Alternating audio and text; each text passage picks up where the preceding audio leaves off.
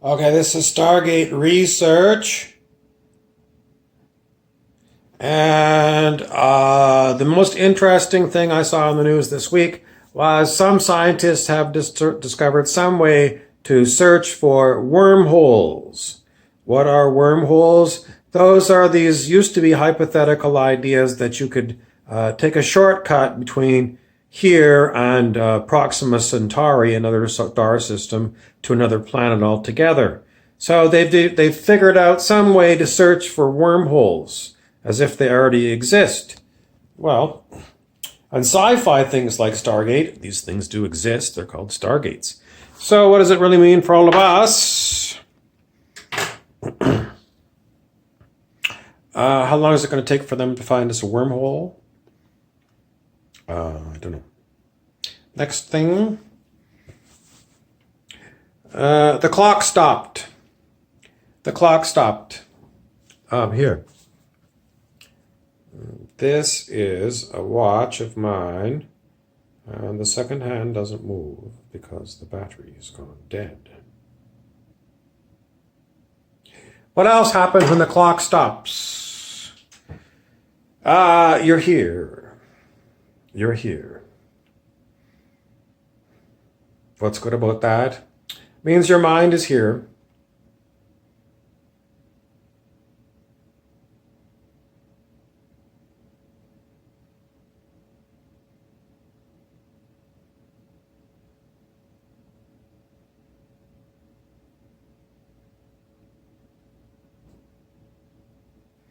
What's good about being small? Sometimes really big people, like elephants, have a nickname. Like a biggest elephant at a circus, his nickname, or her, probably a him, probably the biggest elephant's a him. His nickname is Tiny because he's huge. It's reverse. What else? The clock stopped.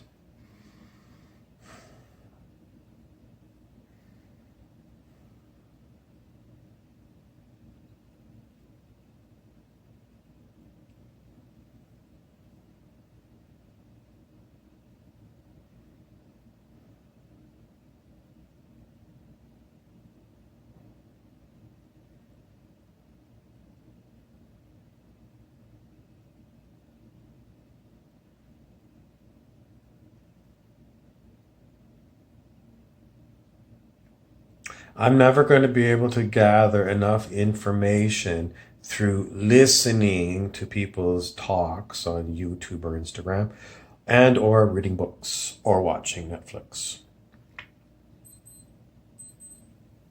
This is my famous watch. It starts beeping when it wants to emphasize something.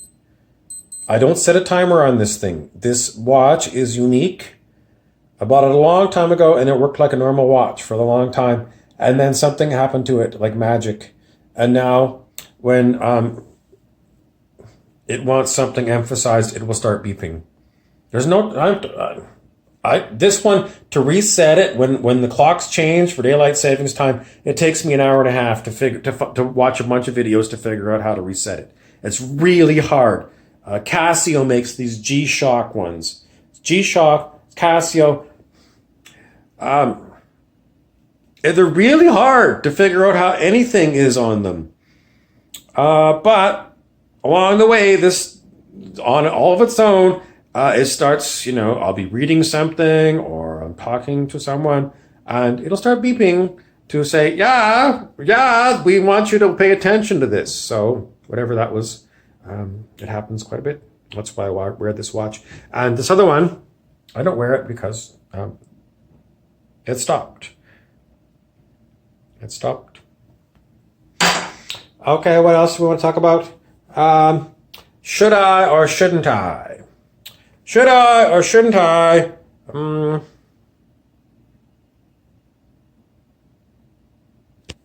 Go fishing. No, I was going to talk about hunting, but the whole point of it is, should I or shouldn't I? How do you decide? Now I'm getting a headache. What's that got to do with it? Everything. I'm getting a headache because I don't like the idea of hunting things. Oh, some people are great hunters. Getting out with the boys and the tradition passed down from generation to generation. I don't like hunting. I think it's a cruel, horrible thing to do. And fishing, um, I kind of feel the same way. I kind of feel the same way. Poor fish. But humans have to eat. So I guess we have to get stuff. Um, very, very much boxed in because this physical thing has to eat food. And we get terribly bored eating Quaker oats all the time. So what are we to do? It's very difficult, but I wish we would abandon eating animals and shooting them, especially when you shoot a member of a wild family.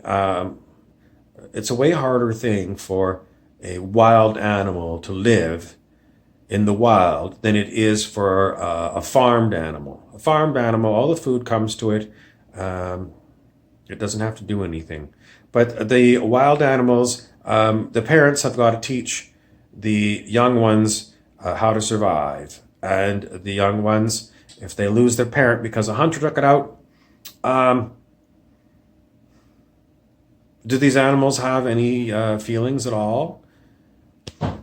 Yes, they do. How do we know? Because I'm muscle testing it. What's muscle testing it? Sometimes chiropractors use muscle testing to see if you've got an allergy. But Dr. David R. Hawkins of Consciousness Research found that the body doesn't lie. That's also the name of a book by Dr. John Diamond, who was also involved with muscle testing for chiropractic. So your body doesn't lie. If you can muscle test things, you will get real good answers from life itself, not someone's whatever they cooked up in their mind. So yes, these animals have feelings, and we are doing a horrible disservice to them by continuing the practice of hunting. And sometimes the hunters make a mistake and they shoot the wrong thing. All kinds of mistakes are made with hunting. It should be abolished, but the problem is you abolish it and then it becomes a forbidden fruit. And then there's the famous picture of United States dentist who went to Africa and I lost memory and I had to break. So I was just saying, as far as hunting and fishing going, I think that we should get rid of the sports because it's horrible for the animals.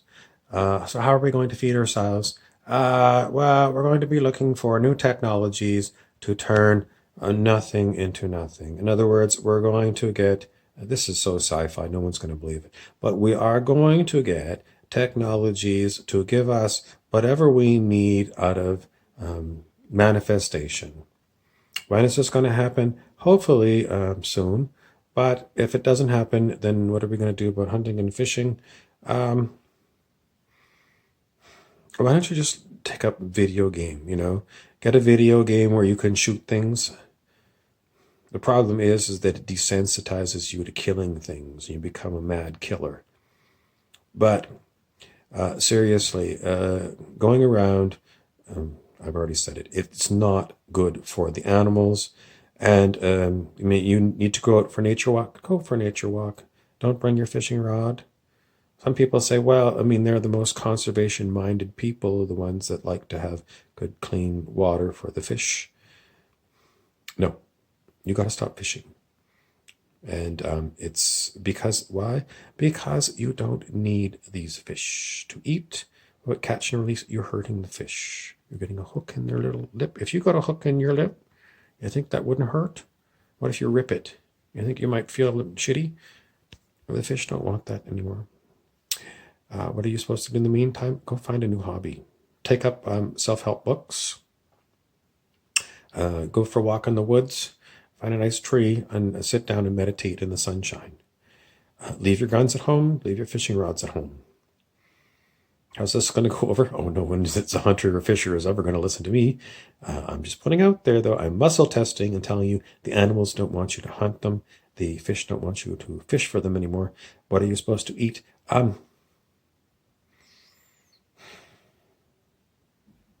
In the meantime, eat whatever you have to eat. Don't waste food. But try to avoid eating meats. The animals don't want to be eaten. The farm animals don't want to be farm animals anymore. And a lot of these farm animals have been bred so much that they can't even give birth by themselves anymore. They have to have human help. How's this going to get fixed? It's a big problem. Who's going to fix it? Consciousness will eventually fix it. How can we fix it in the meantime? Should everyone go vegetarian? Yes. Am I vegetarian? No. Why? Because I live with people who, these people that I live with, they don't like people who hunt. They don't like them killing Bambi. I could never do that. But they'll go to the grocery store, the meat department, and stock up on steaks. Hypocritical? Try and make them wake up? No. Never going to wake up. Never going to say no. You can't solve people's consciousness problems. We try, but it's, someone says it's deceitful. It's deceitful because the idea that somehow you can change other people. You try and change them anyway, but it's fraught with difficulties. The best way to deal with this is to pray, I suppose. How do you pray? Any way you can. Pray that you can get through another day without getting angry at people's hypocrisy. Does it work? It doesn't work for me. I still get angry. I get angry. And then, I try and cool off and come back again and not be angry. What brings out the anger? The anger comes because everyone knows better at some level of their being. But people are highly conditioned, and our societies are set up so it makes it difficult to change. Just for example, in my town, there's no vegetarian restaurants. None. Everywhere it goes, it serves meat. So you can't go out for vegetarian snack. Well, the best you can do is go to a restaurant, order a salad or something. That's not right. But that's the way our society is. And then when you go into the grocery store, vegetable matter is way cheaper than meat. But why is it when you go to buy a veggie burger, it costs sometimes more than ground meat? It is pure greed. Greed, because the vegetarian marketplace is a relatively new segment, a growing segment, and vegetarians are willing to pay more money because they don't want to eat meat. So, Mr. Capitalist Pig gets his greedy paws on this stuff and marks it up super high, expensive, because they know a vegetarian doesn't want to eat meat, and they'll support the product. They're disgusting capitalist pigs. What I would do with them all, I would strip them all naked and tar and feather them. That's what they used to do. I think it was in the 1800s, 1850. Someone was a nasty criminal. They would strip them naked. They would put tar, very sticky substance, and they would paint it all over the body, and then they would go get feathers, like a feather pillow, and cover them in feathers and make them walk around like that, try and embarrass them. I don't know what to do with these people. Capitalist pigs are the root of all evil on the planet. Profits, profits, profits. Profits over people, profits over the planet, profits over everything, profits for my disgusting personhood. So I have more for me. Capitalists are disgusting, horrible, horrible, horrible. They make planet Earth hell. Anyway, that's your report. And you see how the anger comes up in me? The anger comes up on me because I look around and I see a prison that is imprisoned. I was going to say a planet. The planet is imprisoned by capitalist pigs and hand-me-down things like fishing and hunting from one generation to the next. And we got to keep these things going. This is stupid. It's no way to plan the next generations. It's no way at all. Private ownership of vast tracts of land, especially owned by huge corporations that don't even have a soul. Soulless corporations about profit, profit, profit. And then people, inadequate housing, inadequate water supplies. It is disgusting. And it starts with the capitalist pig. Does that mean communism is any better? Communism didn't work primarily because it was run as a dictatorship and no one cared. No one cared. You got a job and they didn't care what kind of quality you made. So there was no pride. And with capitalism, is there pride?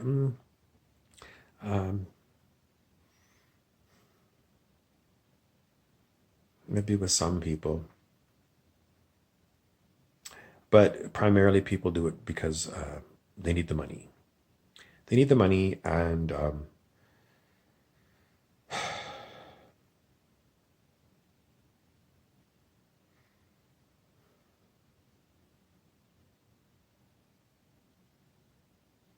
I don't know. It's very difficult.